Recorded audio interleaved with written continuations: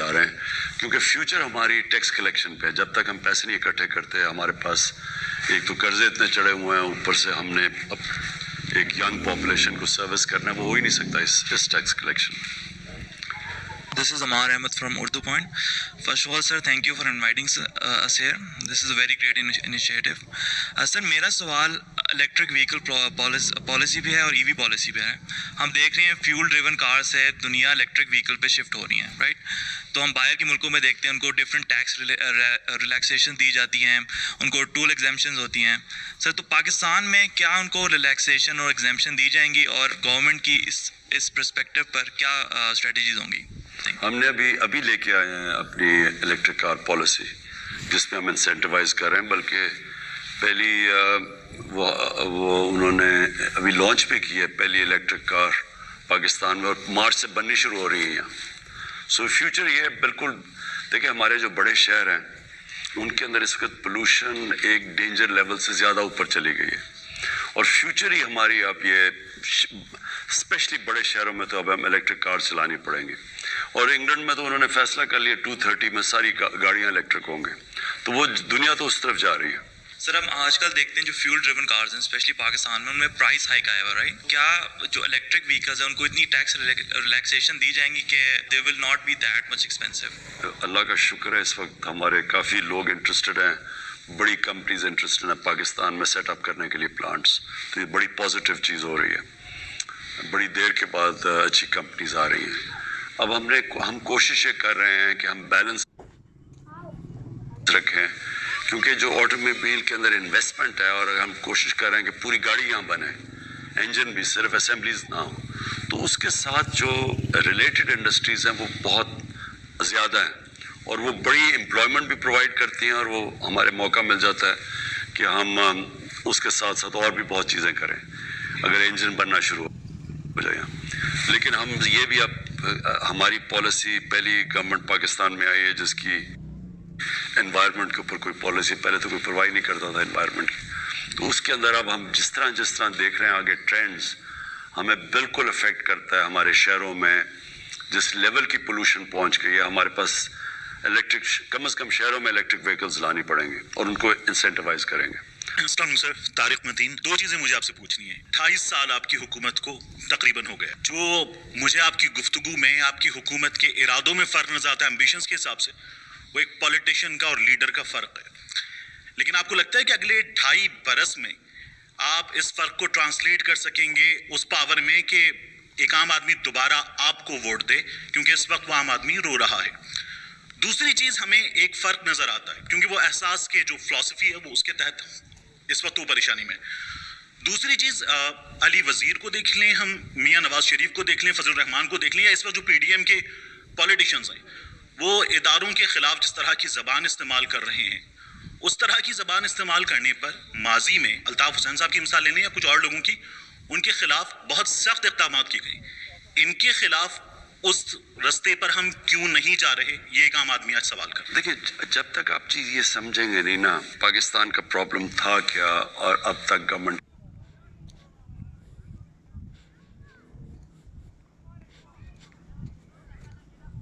کدھر پہنچی ہے, وہ ایکچولی جب تک آپ وہ پرابلم سمجھیں گے نہیں, بڑا مشکل ہے لوگوں کو ایکسپلین کرنا. کیونکہ انفارچونیٹلی اپوزیشن کی اتنی زبردست انہوں نے پہلے دن سے کیمپین چلائی ہوئی ہے کہ ملک تباہ ہو گیا.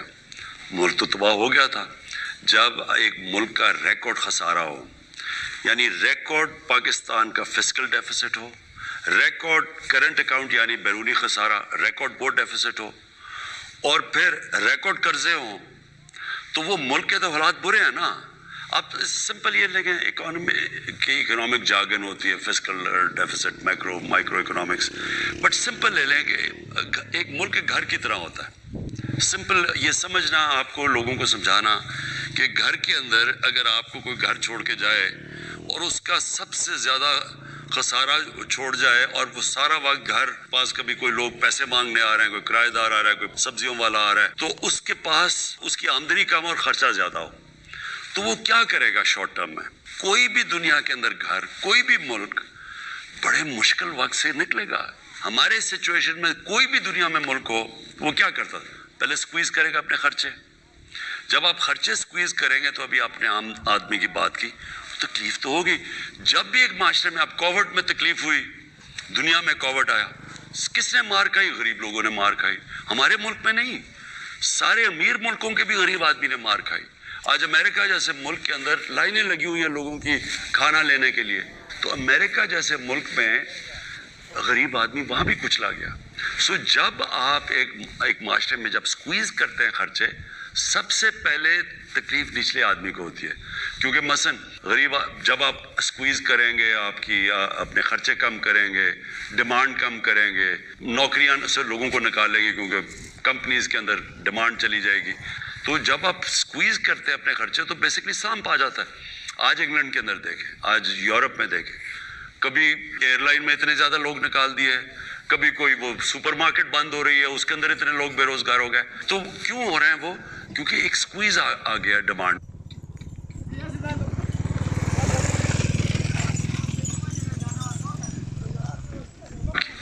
تو جب آپ کے خرچے کم آپ کرتے ہیں تو ڈیمانڈ کو سکویز کرتے ہیں. خرچے کم کرنے کے لیے ڈیمانڈ سکویز ہوتی ہے, اس کے اندر غریب آدمی کو تکلیف ہوتی ہے. اور پھر جب تک آپ کی آمدنی نہیں بڑھتی, خرچوں کو بیلنس نہیں کرتی, تب تک ایک ملک مشکل وقت سے گزرتا ہے. پہلے سال ہمارا ڈیفالٹ سے ملک کو بچانا تھا, ہمارے پاس پیسے نہیں تھے اپنی قرضوں کی قسطیں دینے میں. جب پیپلز پارٹی کے 5 سال تھے تو ایوریج وہ $2.5 بلین وہ پر ایئر دیتے تھے قرضوں کی قسطیں. تو 5 سال میں ان کی ایوریج آتی تھی پر ایئر $2.5 بلین. جب نون لیگ آئی تو انہوں نے کیونکہ قرضے لیے وہ $5 بلین پہ پہنچ گئی. ہم نے ہر سال $10 بلین دینے تھے, ہم نے ابھی تک 2 سالوں میں $20 ارب دے چکے ہیں. ہماری اب اور اللہ کا شکر ہے ریکارڈ ایکسپورٹس بڑھی ہیں پاکستان میں. تو جب تک ہماری ایکسپورٹس اور ریمیٹنسز نہیں بڑھتی, اور وہ بڑھ رہی ہیں, تو وہ تب تک ایک ملک میں سکویز آیا ہوا ہوتا ہے. بنگلہ دیش اور ہندوستان کی ایکسپورٹس نیچے گری ہوئی ہیں, ہماری ریکارڈ 18% بڑھ گئی. سو ہم اس سے تیزی سے نکلے ہیں, لیکن لوگ ابھی بھی سفر کر رہے ہیں. کیونکہ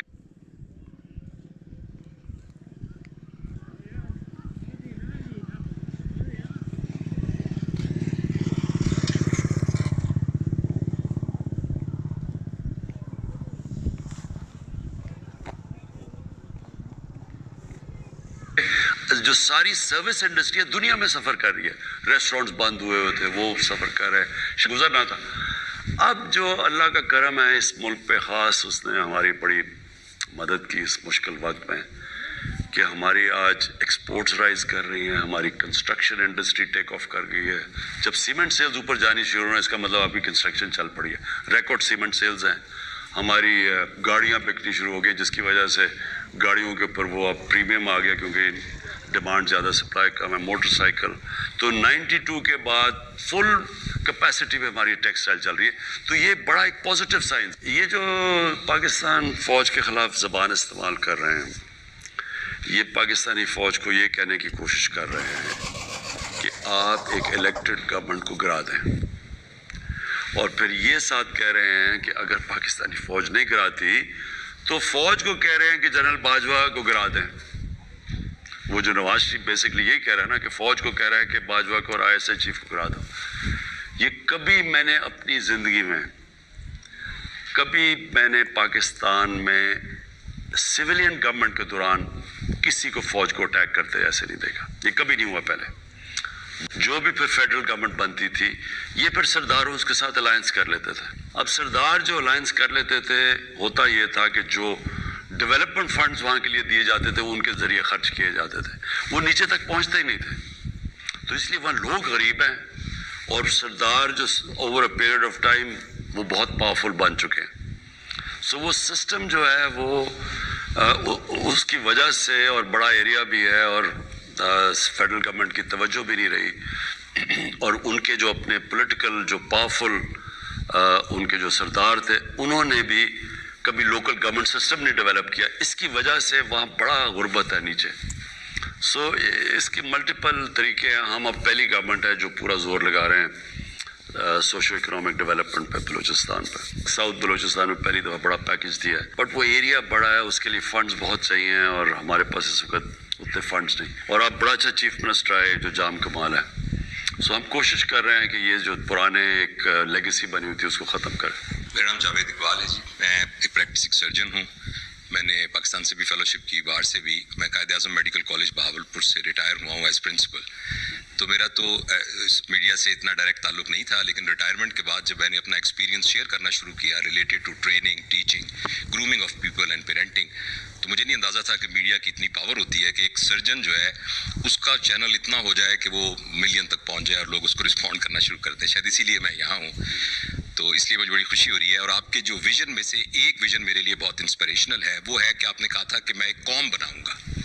मेरा ये ख्याल है कि जब आपको गवर्नमेंट मिली तो इतने चैलेंजेस थे इकोनॉमिक सारे, कि फॉर्मली वो कौम बनाने वाला जो काम था वो अब करने का टाइम आ गया है। मेरे पास एक छोटा सा फ्रेमवर्क है जिससे बगैर पैसे खर्च किए हुए हम शॉर्ट टर्म और लॉन्ग टर्म आपके उस विजन को इम्प्लीमेंट कर सकते हैं। शॉर्ट टर्म में ये है कि सर हमारी जो सड़कों पर लोगों को पता नहीं है कि थूकना कैसे है, लोगों को पता नहीं है कि लाइन बनानी है, लोगों को पता नहीं है जो छोटे छोटे सोशल जो एक लिटरेसी होती है, उसके लिए 3 एरियाज हैं। एक हमारी सिविल एडमिनिस्ट्रेशन, एक हमारा स्कूल, एक हमारी मस्जिद। हमने इसकी पावर को बगैर पैसे से यूज़ कर सकते हैं। फॉर एग्जाम्पल, जिस तरह आपने हमें बुलाया है, आप पूरे पंजाब के कमिश्नर्स को बुलाइए और बुला के किसी एक्सपर्ट से 2 सफ़े का एक सोशल कैरिकुलम डिज़ाइन कर लीजिए। जो एक्सपर्ट बनाएंगे तो उसको टेक्निकल लर्निंग ऑब्जेक्टिव्स के हिसाब से बनाएंगे। उन कमिश्नर्स को कहा जाए कि आपकी कमिश्नरी में जितने लोग मौजूद हैं 15 दिन के अंदर ये पैगाम उन तक पहुंचना चाहिए, और एक मास्टर ट्रेनर उनको ट्रेन करे जो कि उसका एक्सपर्ट हो।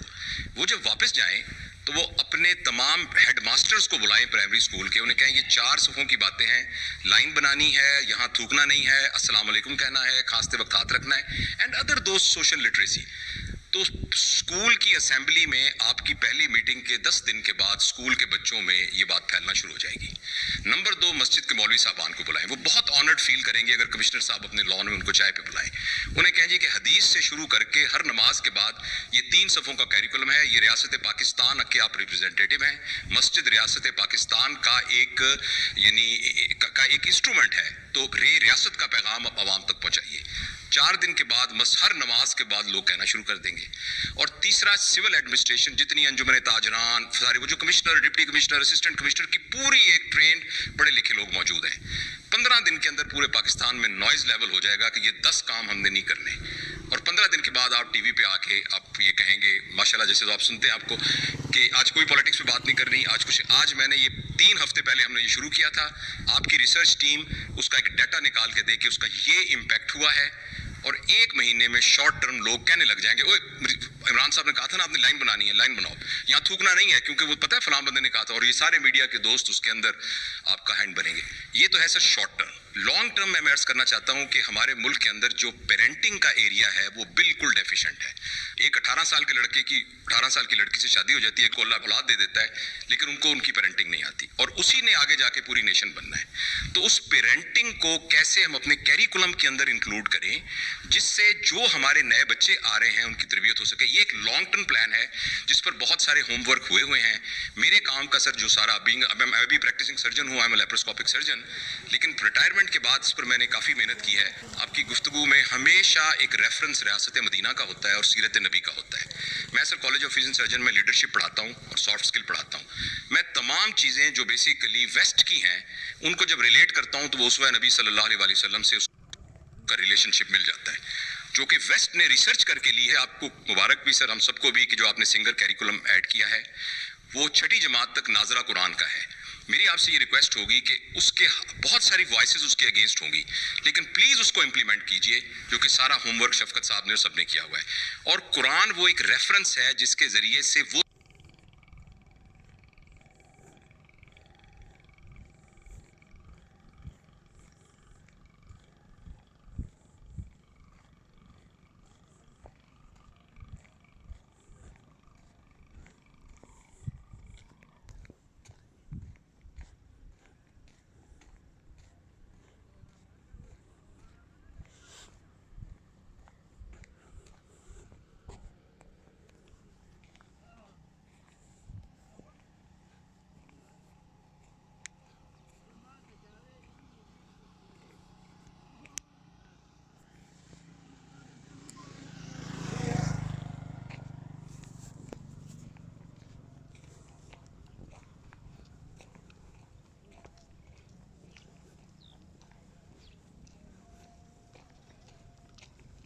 تربیت ہو سکتی ہے جو ریاست اللہ نے پیدا کیا. دو چیزیں